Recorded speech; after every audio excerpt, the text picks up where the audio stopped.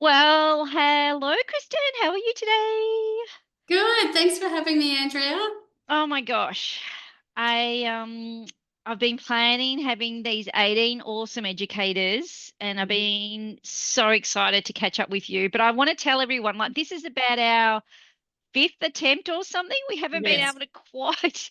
I was sick, you were sick, and then of course you better tell everyone where you are, where you're Oh, I'm located. in Perth in Western Australia.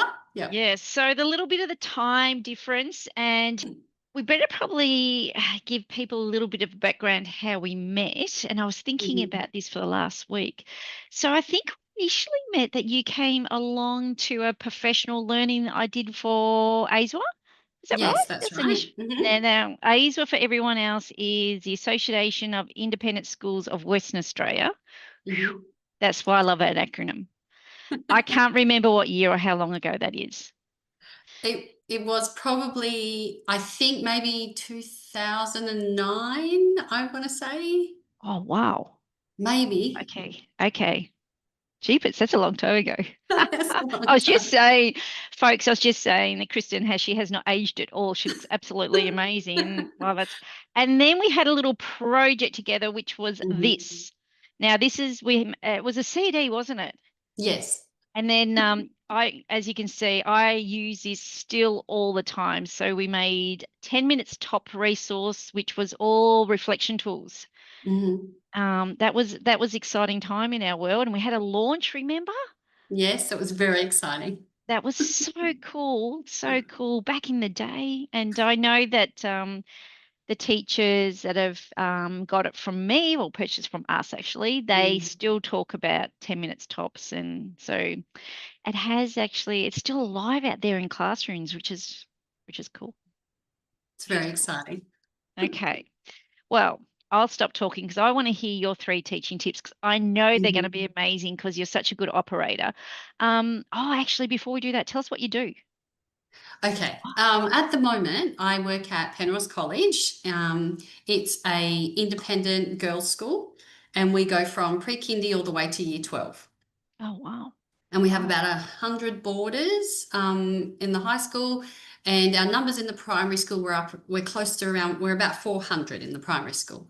Wow. So And we're double streamed, and at the moment we've got three year six classes. wow. And are you in the classroom or you're out of the classroom? Mm. This year I've had a little bit of both. So my role this year and last year is the PYP coordinator, which is the primary years program coordinator. Yes. And we received our authorization at the end of last year. Wow. So we just got that in December, which means we're now officially an IB World School in the Woohoo. primary school. And we will have that accreditation until we do our next evaluation in 5 years' time. So part of my role is I work with all the teaching teams from pre-kindy all the way up to year six. I meet with them once a week.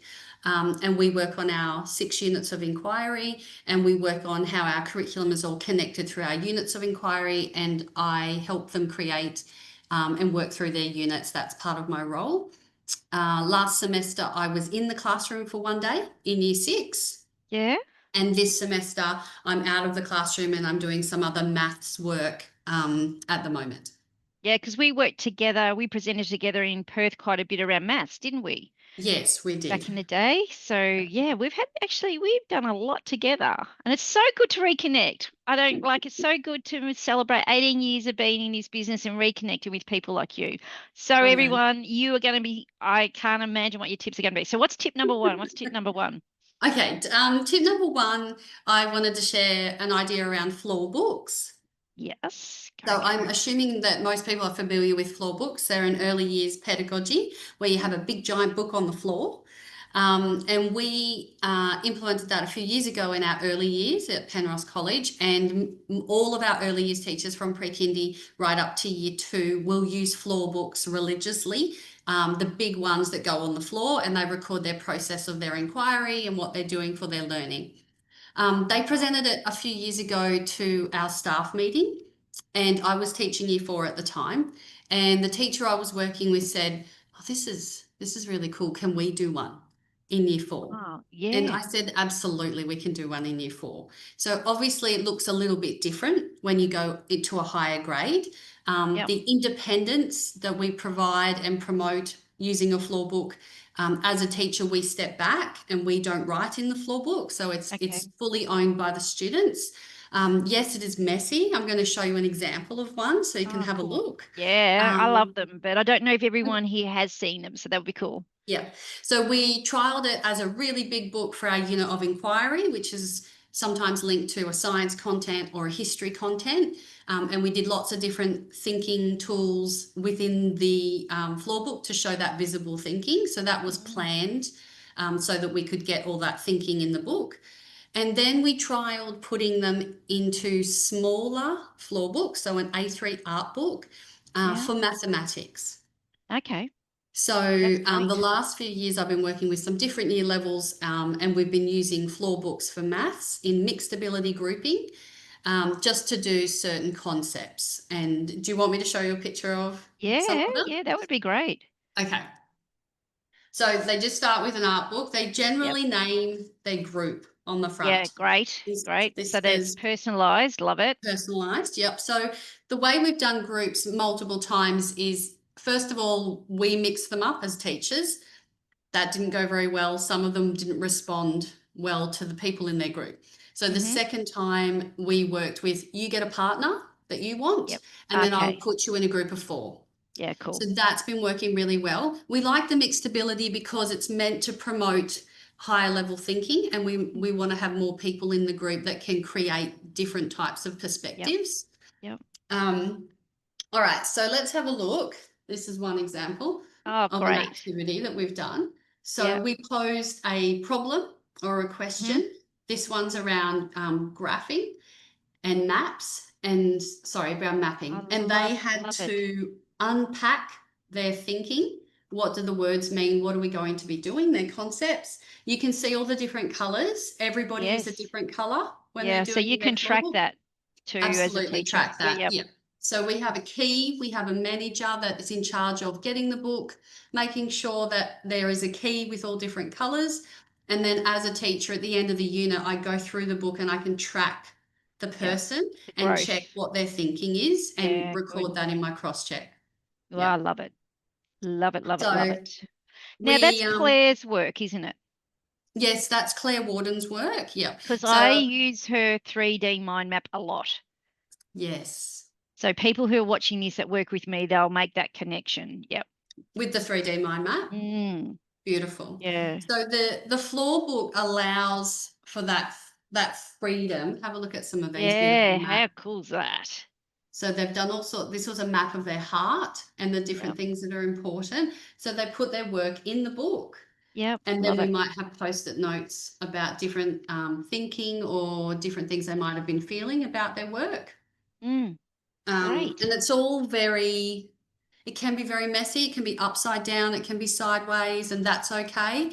Yep. We don't correct spelling, it's all about thinking.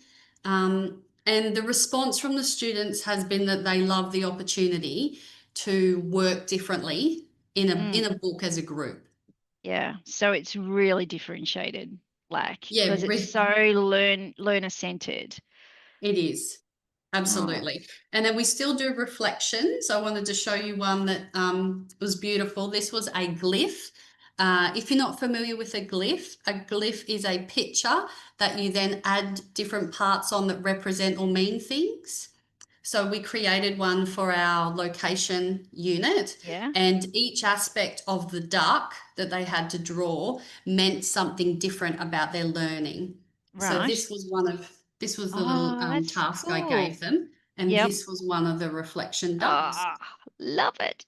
It's just amazing. This is another one, so very Oh, different. so cool. And like just multiple entries for the kids. So Yeah. you know that they're actually working, you're getting the best from them or giving them the best opportunity to share their thinking. Love Yes. it. Love it. Love it. Love it. So I'm we pick and excited. choose the concept or the topic that they're going to do for Yep. mathematics for that. We don't do it with everything. No. And different teachers might do it for maths or they might use it for something else. If they have it for inquiry, they might use the smaller floor books or they might Yep. use the big one as Yep. well. Cool. Oh, no. Oh. I'm sitting here looking at my Claire Walden book on my shelf, and I Yeah. only had it out 2 weeks ago with one of my partnership schools. I'm going to get Mm. it out again. You've inspired me to go back and read. So thank you very much. Thank you Oh, very you're much. Oh, I welcome. love her. I love her work. Isn't it nice when you have conversations about teaching with your friends and all of a sudden it Mm. reminds you of something or inspires you to go to research? Totally love it. Okay. Wow. I'm blown away by teaching tip one. So what is teaching tip two? My Okay, gosh. teaching tip two is actually from you. So I'm going to Oh, use something that I learned from you as my okay. teaching tip two. A long time ago, I went to a professional learning that you ran about writing, Okay. and you were talking about authors, and something that you said stuck with me. And this is probably going back, it could be 8 or 9 years, Andrea. It was a while ago. Yeah. Something you Back when I was about said, 20, you thinking? Back sure, yes, thank I you. wish. Oh, Something you said really stuck with me, and it was about students need to have authors that they can connect with and anchor I do to. say that. Yes, And exactly. it You got the language perfectly. Well I done. Wow. and it really stuck with me because I thought if I'm not exposing them to authors, who is doing that? Mm, Who's going to do it? They might not get it at home. So I felt it was my job as a teacher in utilizing that literature strand in our yes. curriculum to really connect with an author study. Oh, So wow. then I used your information, and the first time I did it was in actually in a year one classroom where we introduced two authors throughout the term. So one teacher started with one author, I started with the other. We did Julia Donaldson, who is Yes. just beautiful. Yep. And we talked about her books and her text. We then were connecting with her rhyming words in a year one Yes. Nice. capacity. We explored that in our writing, and our Mm. genre led to that. And then we connected through our creative activities where they redesigned her broom to fit different Oh. members of their family and things on their new I want to broom. be in that classroom right It, now. it was Oh.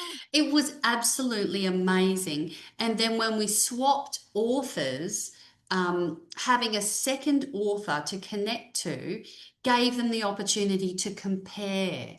So, Mm. what are the similarities? What are the differences? And it's that strength of knowing the author, knowing their books and Mm. how they write, that made them feel really strong and connected Yeah. to the author. It was absolutely amazing. So that's something I've been doing ever since I went to your Oh, workshop, which is wow. a long time ago. We carried Easy it on that. through. Easy on that. How long Easy, ago it sorry. was. Sorry, Ange. I'm only joking. And look, you do see a lot more of it in an early childhood classroom. Mm. It lends itself to that way and style of teaching. But up in that middle upper primary space, I feel is an area where we miss it. So Mm. having previously just taught a little bit of year six, some year five and some year fours, we've been doing author studies. So Yeah, in year four, absolutely. we looked at Mo Willems Yes. and we compared Mo's work to Anthony Brown. Yeah. So Two amazing authors. I know. And the thing that really connected with us was our librarian said, after we'd done that unit of that whole term of work, Mm. she said, your borrowing went through the roof. Yeah. The kids were so excited to find their different author. Obviously, those author books were very popular, but just the borrowing Yeah. increased, their wanting to read in the classroom increased. We had all of the author books on display, and then we also have iPick books in the classroom where the students pick their own books for the library, so the Yeah. teacher Nice. doesn't pick the library. And all of that ownership and that independence and connecting with the author was just so strong. Well, I've been really fortunate. I have been for the last 4 years, I have been interviewing authors for either when I had book club and now I've got Mrs. H's Learning Hub. I don't know if you've caught up on Mm. that. So I think I have probably had a book chat with over 12 Australian, could be higher than that now, And Yeah. every time I chat with an author, so my last author, well, chat was, I don't know if you've seen this beautiful book. It's called No. The Bookshop on Lemon Tree Lane. It's all about change and old and new. It's beautiful. And I was chatting to Mike about Mm, this, and he's from South Australia. And what you learn about the author, and you're doing the same. So I'm doing it as an adult. I'm learning about mm, this so I can write a better book study, but you're doing exactly the same with your learners in your classroom. And yeah. it is inspiring, like to actually delve deep into a book or an author rather than kind of skimming across lots. Mm, So yeah, that's yeah, that thrills me that you're doing that, because yeah. I know that that anchoring to authors, and I know now that I don't know about you, but when I go to a bookshop, I think, oh my gosh, how am I going to read all these books that I want to read? Like that's a Yeah. good feeling rather than walking and going, I don't know where to start here. You know what I mean? Mm, yeah. So, oh, And I it's love, also, we've found the teachers I've worked with where we've been using the author study is honouring the time to do the author yeah, study. So we yes, we allocate one lesson a week yeah, specifically for the author study, yeah, and that's where you might unpack one of the books. But then through rotational activities in literacy, sorry, yeah. they would we'd integrate other activities as well. Touch base again. Yeah, no, I Mm, think it's really cool. And we're so lucky to the beautiful books now that we have available to us. You know what I mean? I Like I know. just you remember the dash hand? Your first two tips were totally like amazing. What's your third one? My third one was just about creativity. So, one of the things I find in the classroom, because it is so busy, is that we Mm, can get lost in our curriculum and we can get lost in all the things we have to do, and all the things that we need to do, or we've been told from programs, we have to do this, this, and this. One of the things that I really feel passionate about is that creativity and giving students the opportunity to create, and to show what they can do through other ways. So the floor book, obviously, that way yep, of thinking tools, that highlights some of that creativity that we can learn maths in a different way and we yep, can learn our history in a different way. And that's still learning. The other thing with creativity is just I like to give time to it in the classroom. yep, So in that time, usually I'll work in rotations for yes, literacy, especially, and I might have this is going right up to year 5. So I would yep, still do a literacy rotation, probably twice a week. And one of those stations out of the 4 is always a creative station. So there's always a yeah, creative aspect to the yep, learning. So my thinking is, we have the teacher station, which is with me. That's huge, heavy lifting. The yep, cognitive load is really strong. I want you to yep, think, think, think.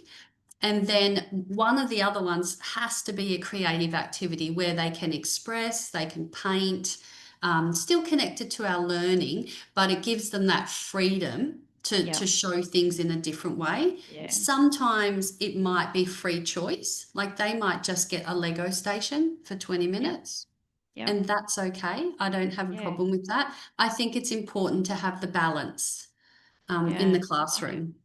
And I love your reference there to cognitive load because here in Victoria, particularly, we're exploring that. But also, sometimes I feel that creativity can get a bad. I mean, you know what? I'm totally committed to creativity. You know what I'm like. Mm, But sometimes people just see it can get a bad rap. Like they see it as glitter and glue, but it's not at all. Like it can yeah. be, but it doesn't have to be. It can be really like STEM, it can be, and as you're saying, construction, like I love how you've prioritized that. And that obviously fits in with your school's belief system and philosophy as well. Mm. So you're definitely in the right place then, aren't you? Yeah, That is yeah, so cool. That very is so lucky. cool. Yeah, no, And that is we, great. at the end of last year, my year 5s, we started the second half of the year, we started having class meetings. So the Yes. students would run the class meetings, someone would be in charge, someone would take minutes. There would be an agenda where students could write up what they wanted to talk about. and we'd have actions from our class meetings as well. So it was all very student run. I also sat in Yep. the circle and Yep. Great would help student listen. voice. Yeah. Yep. So in our student meetings, one of the things they mentioned was, can we have some time to explore our own interests? So besides our units of inquiry that we do at our school, where they do have opportunities to do their own exploration and learning, it might be science based, it might be history based, depending on what we're teaching. This was just purely investigation for joy. Yeah.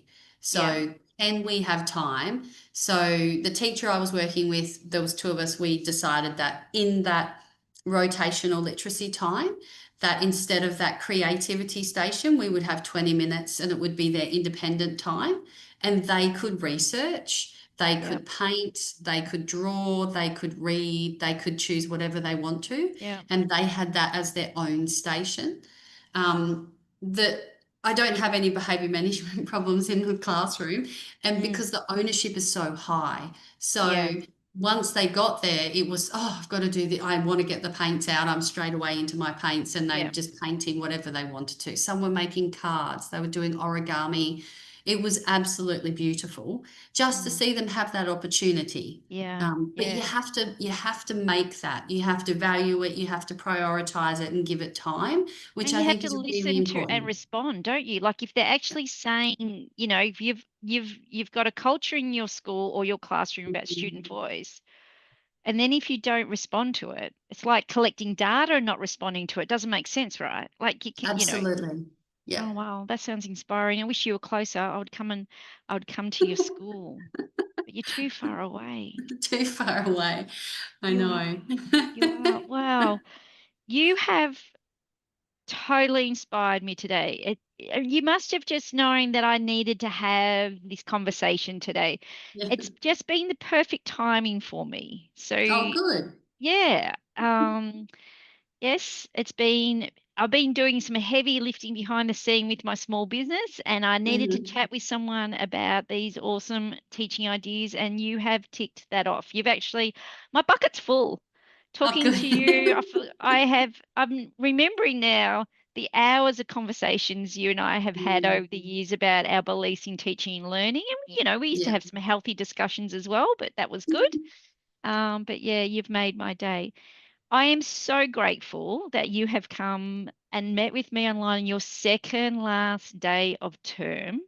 No. Incredible, incredible. And Thank you so much. we're actually in production week. We are doing Oh, Mary. add that to Yeah. that as well. You've been extreme. Well, I'm triple grateful. Yeah, we're That, doing Mary Poppins Junior. oh, So they wow. had a matinee this morning and then there's another show tonight. So there's Well, 2 days in a row. oh Yeah. gosh. Well, I just have to say, I could not have met with 18 awesome educators without having you. And you Thanks, know Andrea. what? It's like good friends. It doesn't matter how long No, you haven't chat. As soon as you get together, it's just like you take up from where you ended. I reckon yeah. we would, we've just like, I chatted to you yesterday on the phone. It's been amazing. I have I loved know. it. Well, I am sure people are going to watch this awesome chat and then you are going to inspire other people as you have Hopefully. inspired me. Yeah, I'm sure you have. So thank you so much. Oh, you